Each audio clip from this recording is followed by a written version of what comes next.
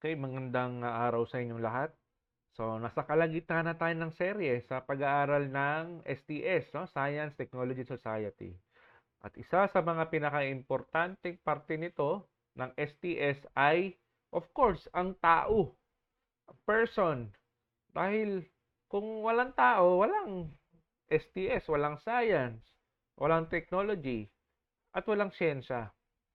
So, para magkaroon ng magandang science, umunlad ang buhay natin, gumanda ang technology at society, so kailangan maayos ang tao. So, kailangan nagfo-flourish or mabunga. So, pag-aaralan natin kung paano ba maging flourish o makuha ang kasaganahan, sa gayon, makapag-develop ang tao ng magandang technology, maayos na pamamalakad ng society, at maging maganda ang mundo. No? So, nagsisimula ito sa tao. So, pag-aralan natin, paano ba makamit itong human flourishing o kasaganahan? Okay, so handa na ba kayo? Ayan. Una, ang ating objective ay describe kung ano ang tao. Pangalawa, ano ba ang kailangan ng tao? At ano ba ang kasaganahan ng tao? Human flourishing. Then aralin din natin kung ano ba yung pillars ng well-being theory o pagiging masaganang tao or maayos na tao, healthy na tao. Okay, simulan natin. Ang human ay isang individual na bumubuo sa society at siya ang responsible sa science and technology, sa mga research and innovation na nangyayari ngayon. Kung wala itong tao, kaya nga walang technology. Wala tayo sa kinalalagyan natin ngayon kung hindi maayos ang tao. So ngayon, sabi ni Aristotle, ang philosopher, no? Man is a rational animal because he can think and use reason consistently. So tayo lang sa mundong ito ang may kakayahang mag-isip at magrason, no? Tayo rin ang creature na kung saan tayo ay destiny, no? Destined na mabuhay sa spiritual and physical world, no? Yung mundong ibabaw at mundong spiritual, yung sabi ni Aristotle. At kung papansinin mo sa mga nangyayari ngayon, sa nangyayaring corruption, nangyayaring giyera, hindi magaganda sa mundo, at may kita mo na talagang may spiritual world, no? Kasi syempre of course, para sa akin, hindi tayo papayag na ganun lang 'yon, no? Na hindi mananagot yung mga namuhay ng masama katulad sa flood control. No, papayag ba tayo na sila ay mamamatay lang na hindi napapanagutan ang kanilang ginawa sa mundo? So doon papasok yung spirituality. Kaya nga no, judgment. Balang araw husgahan ang bawat tao sa bawat ginawa sa mundo. So, doon napasok ang spiritual world. At saka kung naaralan nyo, nung nag-aral tayo nung unang topic ng STS, may mga limitasyon ang siyensya. May mga bagay na hindi masagot. So, doon papasok ang spiritual world, religion, beliefs. At sabi ni Aristotle, ang katawan daw, ang tao ay hindi lang material, kundi may kaluluwa, spiritual soul, na paniniwala ay may existence at balang araw titira sa kingdom of God. No? May morality. So ngayon, pag-aralan naman natin yung human flourishing. So bago tayo lumipat doon, munti ko nang malimutan, no? The gospel is the only means to human flourishing based on Aristotle. No? Para makamit yung kasaganahan, um, kailangan ng Diyos. Mamaya lalalim tayo pag-aaralan pa natin yan. No? Yun ay sabi ni Aristotle. Okay? Ayan, human flourishing o kasaganahan ay ito ay na-achieve, ay pag-achieve or fulfillment. Ito yung na-fulfill mo, no? Na-achieve mo yung mission mo sa buhay o ang meaning mo sa buhay, objective mo sa buhay. So, doon mo sasabi na ikaw ay masagana, no? Pag na-achieve mo to. Sabi nga ni Viktor Frankl, the quest for meaning is the key to mental health and human flourishing. So, kailangan daw mahanap yung meaning ng buhay para umokay ang sarili o magkaroon ng kasaganahan, no? Or maging mapayapa ang isip, magkaroon ng magandang mental health. Kailangan may meaning. Ano kaya yung meaning na yon? Tapos ito naman yung mga components or mga nakakaapekto sa kasaganahan ng tao. Una is environment, yung nasa paligid mo. So, minsan, di ba, meron tayong taong hindi maintindihan. Minsan, ang response natin, no, lalo na ako dati nung chinichismis ko siya na ito, yung pagkatao niya, which is hindi dapat dahil maraming components nga, no, na nakakaapekto sa pagkatao. Example ng environment. Kung ano yung nasa paligid mo, kadalasan naging ganun ka. Pati yung character, habits, yung story ng buhay mo. Also yung parenting din. Baka mamaya galing pala to sa broken family kaya ganun siya, no? Then brain development. Baka may problema yung kanyang utak, no, nung during nung ano pa siya, sanggol, no? Hindi ganun nag-develop. So, bago nating husgahan yung tao or bago nating gawa ng action or minsan nga inaaway natin, chismis natin, kailangan tignan muna natin yung kung yung background niya, no? Kung may or yung components ng human flourishing, kung baka may problema at kailangan natin siyang tulungan. Ganun din sa atin, no? Or balang araw, magiging magulang tayo. So, dapat ito isaalang-alang natin pag nagkaroon na tayo ng anak. Kailangan maging positive lahat ito. Yan nga, sabi ni Aristotle, eudaimonia, no? Ang ibig sabihin nun is flourishing or happiness. Kasiyahan at kasaganahan is the highest good of human endeavors. Ito na yung pinakamataas na inaasam ng tao. Ayan. Then, the concept of religion and belief in God. Okay? Yung paniniwala sa Diyos ay nakaangkla sa pagiging masaganang buhay. Actually, na-experience ko din to. Dati, kala ko ang kasaganahan ay maraming pera, magandang trabaho, buwang pamilya, at yun, no? Basta magandang may pera. Dahil sa mga bagay na experience ko, doon ako naging makasalanan. So, or kung papansinin mo, may mga ibang celebrity na nag-confess. Example, si Elvis Presley, si Kurt Cobain.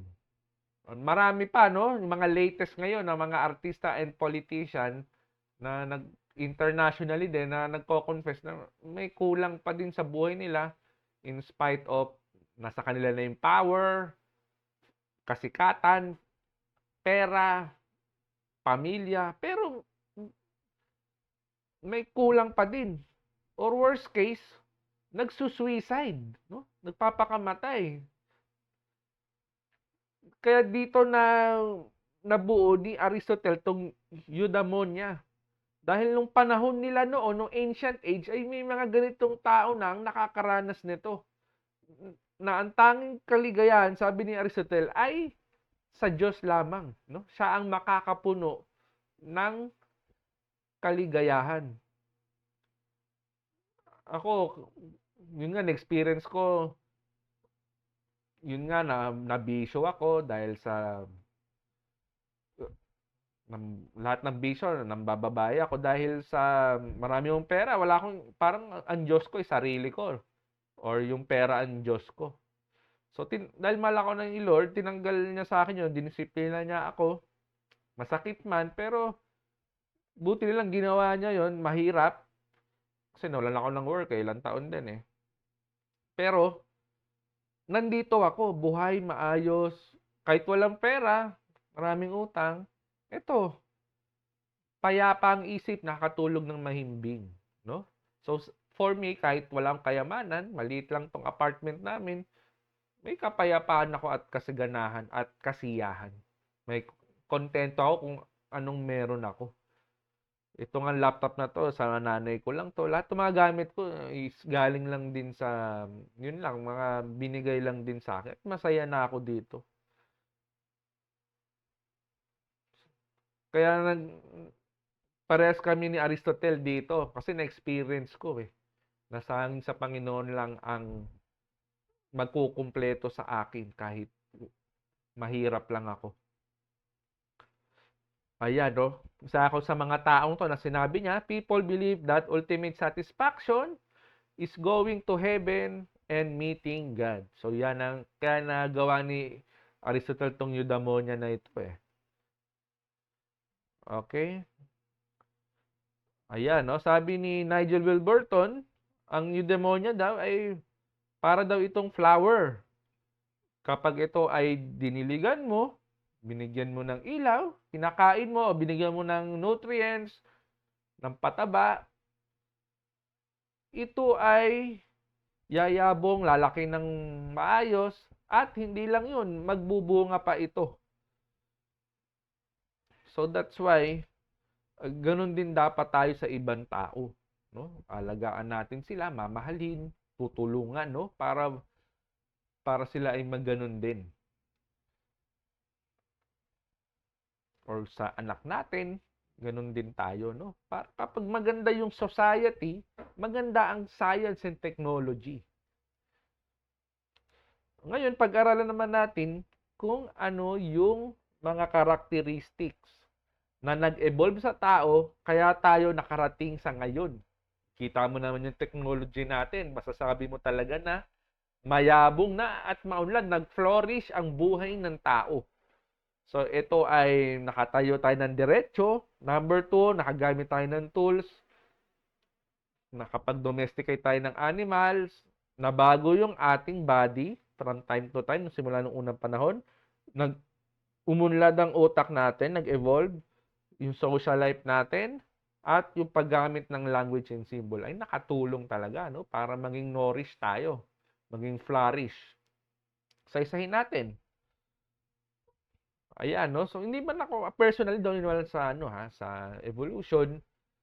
Sabi ko nga, sa mga unang lectures. Pero kailangan natin i-take yung dalawang sides, no? Para mabalance natin. Di ba? Science and God or Bible, di ba? Or religion. So, maganda alam natin yung magkabilang side. So, sabi sa science, no? Malaking bagay yung pag-evolve ng tao, yung nakatayo tayo ng diretso. Kasi kung hindi tayo nag-evolve, sabi ng science, wala, no? So, Stone Age pa rin tayo. Or walang improvement, walang nourishment. So, para tayong animal. Ganun din yung paggamit ng tools. Dati, yun lang, no? Natuto tayong mag-forge o gumawa ng pang-hunting, pang-fishing. Ngayon, technology na. Talagang nag-nourish. Ang tools, naging technology. Ganun din sa mga animals, no? Inalagaan natin sila, dinomesticate para magamit natin. Natuto tayong yung gamitin yung kanilang mga balat as damit. Or yung mga manok, pagkain. Pati yung itlog nila, no? Pwedeng pagkain or pwede natin silang para mas maraming pagkain. So, nag-evolve, di ba? Yung pag-utilize natin sa mga animals. Ganon din. So, nag-evolve yung ating human body. Dati, meron tayong, yung brain natin ay maliit lang, naging lumaki. Tapos, doon tayo ay, ano pa lang, no? Homo habilis, Homo erectus, no? Malaki sa atin kamay, ngayon naman paa naman. So, naging ganito para maging nourish ang pamumuhay natin, ang STS. Ganon din ang brain, lumaki ng triple ang ating brain. Galing doon sa nung primate pa tayo, no? Nung Homo sapiens and Homo habilis, Homo erectus. Then sa social life, of course, kailangan ng society, di ba? Kailangan, nag-evolve din ng social life. So, natuto yung mga tao na makipagsosyo, makipagtulungan sa ibang tao, mag-share ng pagkain, tulungan sila, makabuo ng technology para umunlad, no? Hanggang sa marating natin yung sitwasyon natin ngayon. Sabi nga ni John Donne, ito sikat tong poetrist, marami siyang poet or kasabihan na ginawa dito sa sumikat. At sa kanya nanggaling na salitang no man is an island. Sabi nga ni John Donne, no? As he that fears God fears nothing else, so he that sees God sees everything else. So, gaano tayo katakot sa Diyos, ganun din natin nakikita yung ibang tao.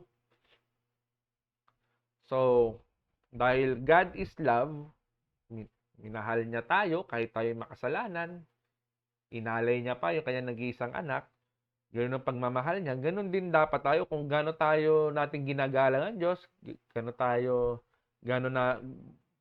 tayo katakot sa Diyos, ganun din dapat tayo tumingin sa iba, no? Ganon din natin mahalin yung ibang tao. Tulungan natin sila. At ganon din, no? Kapag nangyari yun, magiging maganda yung STS. Society, maganda. Gaganda rin ng science and technology. Ayan, pati rin yung paggamit ng mga language and symbols ng ancient age. So, dahil dito, natutunan natin yung culture, yung history nila, no? Which is naging part. Kaya naging maunlad tayo yung history. Marami tayong natutunan sa history na na-apply natin ngayon para mas maging maunlad ang ating society, science, and technology. Ayan, hindi lang painting sa walls, kundi pati yung mga jewelry, it symbols identity. Yan, no? Then, ito naman, meron tayong tinatawag na well-being theory. Ito ay na-formulate ni Martin Seligman, isa itong sikat na psychiatry sa Amerika. Okay, siya yung nag-formulate ng theory na to, no? Well-being or paano maging maayos na tao. Sabi niya, ang pagiging maayos na tayo ay hindi lang kasiyahan. Kasi merong kasiyahan na negative at merong kasiyahan positive, no? Itong sinasabi niya is positive to, no? Psychological well-being. Yung positive mag-isip, maganda mag-isip. Hindi yung puro kasamaan ng iniisip, no? Masaya sa kasamaan. Yan, sabi nga ni Seligman, just as the good life is something beyond pleasant life. So, may tatag na pleasant life, no? Yung pleasant, no? Tapos may good life, magandang buhay. Pero bukod pa sa good life, merong meaningful life. Yun ang pinakamataas. Katulad na sinabi natin kanina. Ano ba yung meaning ng buhay? No? Ako, for me, meaningful life, ito yung may direksyon yung buhay natin Yung hindi yung parang cycle lang, kakain, tutulog, kakain, patrabaho, papayaman. Minsan nga, hindi nga umimayaman, pero ito lang wala lang natitira Tulog, kain, trabaho, tulog, kain, trabaho. Naging cycle na. Pero kung may meaning ang buhay natin, fulfilling siya. Tapos, siya yung ito yung 5 pillars, no, ng well-being, yung PERMA. Okay. P for positive emotion, E, engagement, R, relationship, M, meaning, A, accomplishment. Ito yung kailangan natin para maging maayos tayong tao. No? Sabi ko nga kanina, maayos na tao, maayos na society, maayos na science, maayos na technology. Ayan, no? Pag inaral mo talaga, more on positive talaga. Okay, example, itong sa letter P muna tayo ng PERMA, positive emotion. Dito papasok sa emotion, no? Sa positive emotion, merong pleasure, rapture, ecstasy. Ibig sabihin ng rapture and ecstasy, so ano to, no? Extreme emotion, extreme happiness. Then merong warmth, comfort, or ano pang emotion na mapag-contribute sa pleasant life. So tandaan nyo, class, pleasant life pa to, hindi pa ito yung good and meaningful life, no? Kasi itong mga emotion na to ay nawawala din. Yan, pagtapos ng isang oras, babalik naman ulit ng kapigatian. Example, malungkot ka, so kaya pumunta ka sa beer house. May nangyaring hindi maganda sa buhay mo. So, after mo sa beer house, dumating na yung, naubos mo na yung drinks mo. Pagdating ng bill, ayan, bayaran na. So bumalik ulit sa sorrow and pain. So, kailangan guys, positive, no? So, kahit ano yung sitwasyon, we can turn that to positive. Yun ang sinasabing positive emotion. Kung ano man na mangyari sa buhay, like example, umulan sa ibang tao, hindi maganda ang pag-ulan, estorbo yan sa productivity. Pero as a well-being, dapat positive sa atin yung pag-ulan, no? Ang isip natin dyan, maganda yan, madidiligan yung mga halaman, magiging malamig ang klima. So that is positive emotion. So, kailangan positive. Ayan, emotions make us human, denying make us beast. Sabi ni Victoria Klein, ito isa naman sikat na psychologist din, no? Sabi niya, kailangan di tayo nag-hold ng emotion or hindi natin dinedeny ang emotion. So, it's okay to be, sa mga lalo sa mga sa lalaki, no, na umiyak.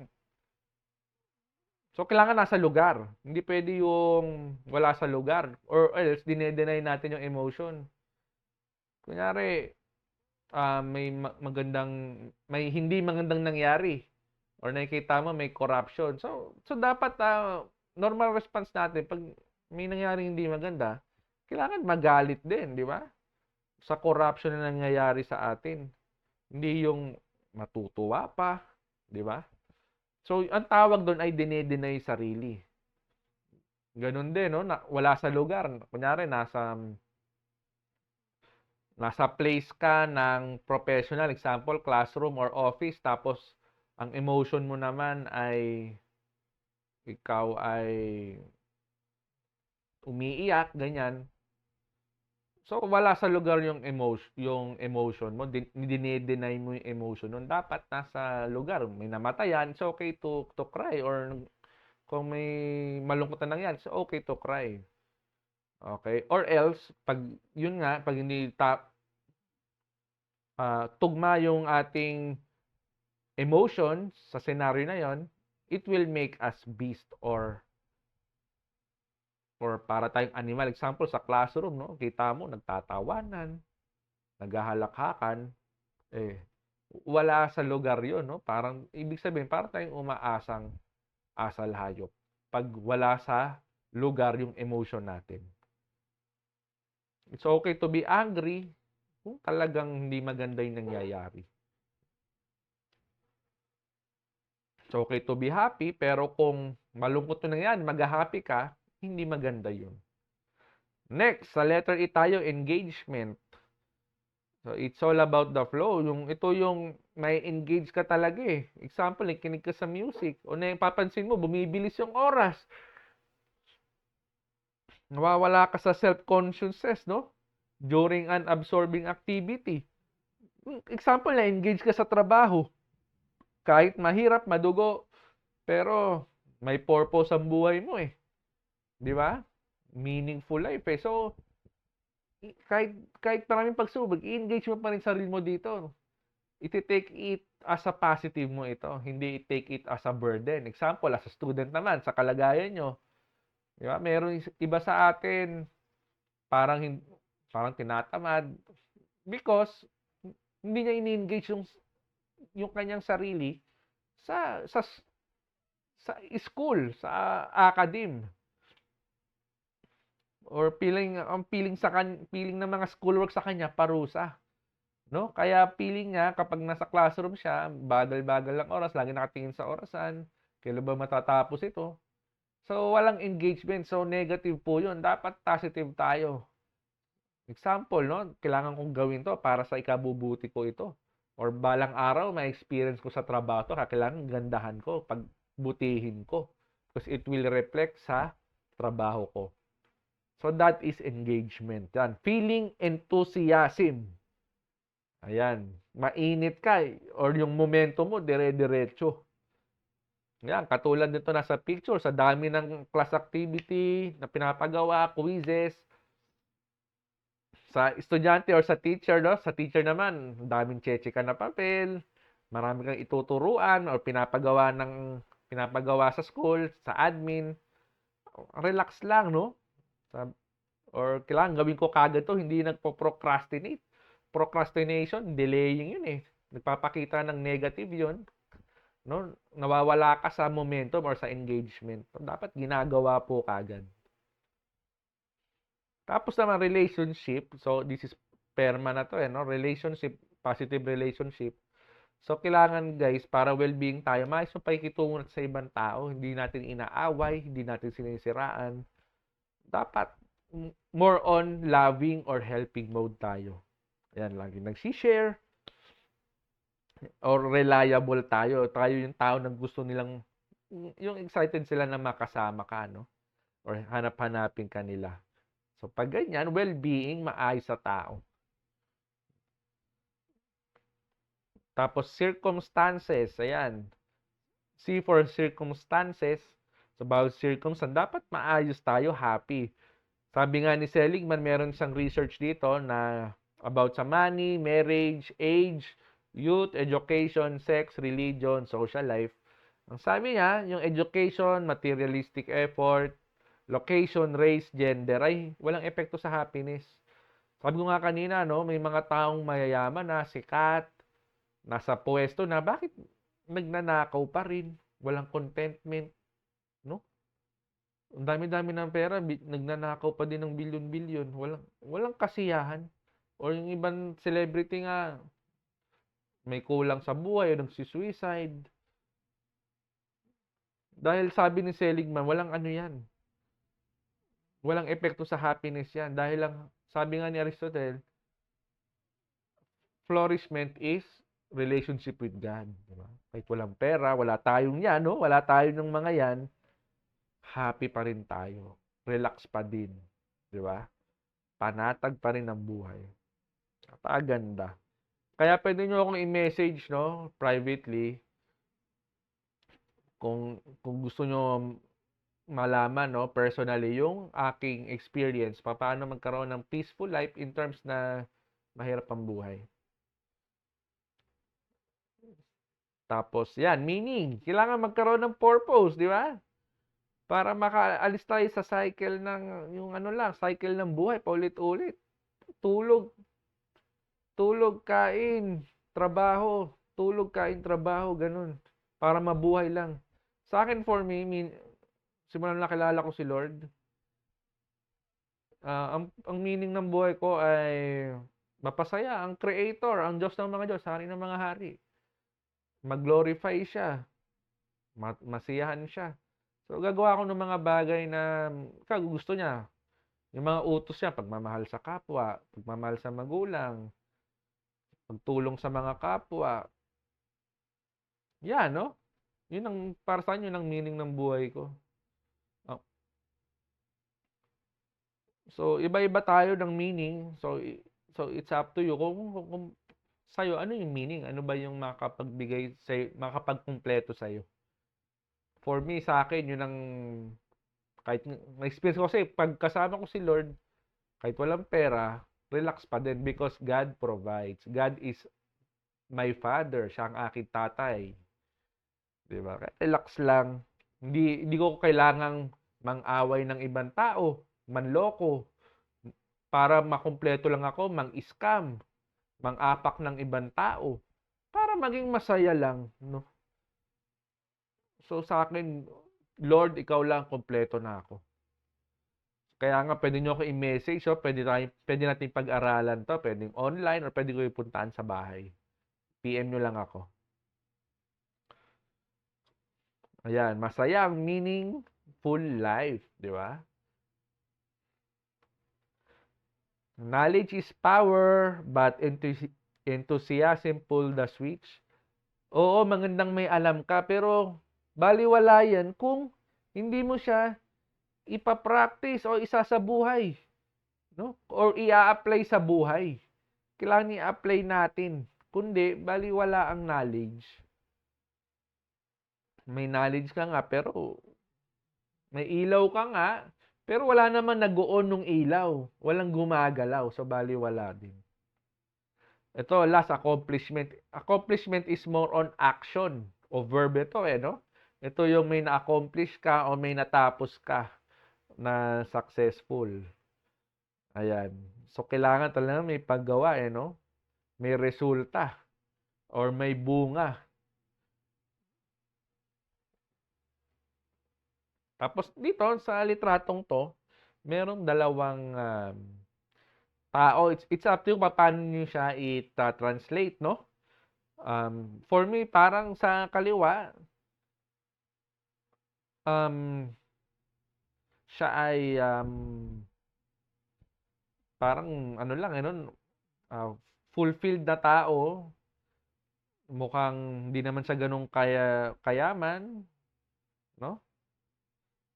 Or single. May mga ganun tao, single sa buhay, hindi na nagkaroon ng asawa. Pero makikita mo sa buhay niya, may kapayapaan, di ba? Kita mo nga yung ibon, lumalapit sa kanya eh. Pero itong person on the right side, parang hectic ang buhay. Mukhang business women to. No? Mayaman, may pamilya, pero mukhang busy masyado or hectic masyado. Parang masyadong magulo. Sa tingin ko, magulo ang buhay niya.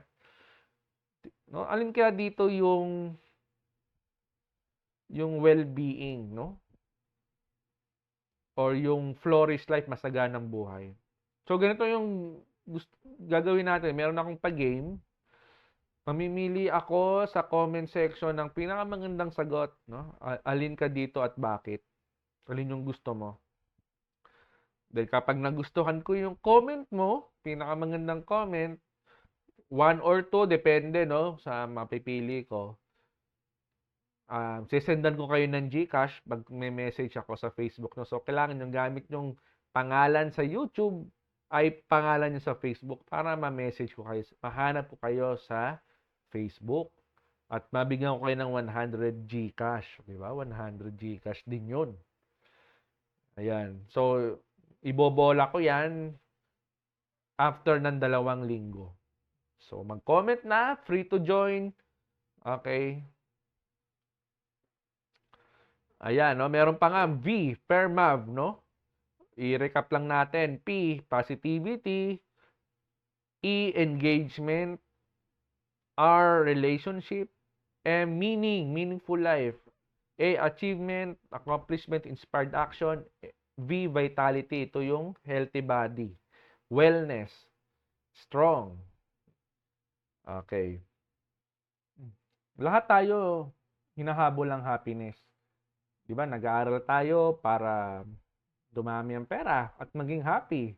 Ganon din ako, nagtatrabaho ako noon para maging dumami ang pera, maging happy. Pero ang tanong, ito bang happiness natin ay makapagpasagana sa atin? Makakompleto sa buhay natin? Dahil yung iba sa atin, ginagawa ang lahat para sa panandaliang happiness lang. Katulad na sinabi kanina. Ngayon, happy ka, pero tanong, kinabukasan, happy pa ba? minsan nanloloko tayo, nangi-scam, na naninira, panlalamang ng kapwa, 'no? Pero 'pag ayan na, ayan na mga pulis, hinuli na, happy pa ba?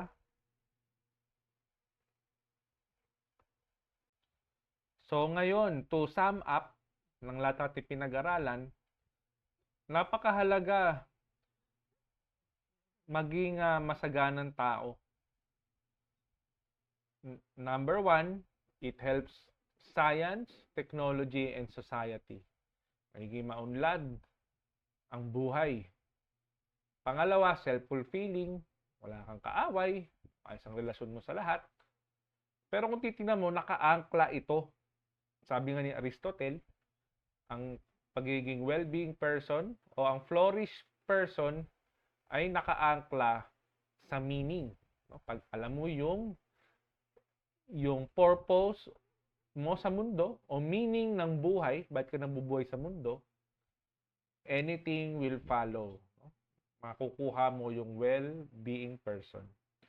So ulitin ko, kung gusto nyo malaman, no, ma-share ko sa inyo kung paano ko nahanap yung meaningful life ko kahit mahirap ang buhay, no, kahit maraming problema, walang pera, pero nakuha kong maging masaya, payapa, nakatulog na mahimbing. So don't hesitate to message me. Also, yung sa game natin, be sure na magko-comment. Ito po ay libre. Mamimili ako ng pinakamagandang sagot. Salamat po!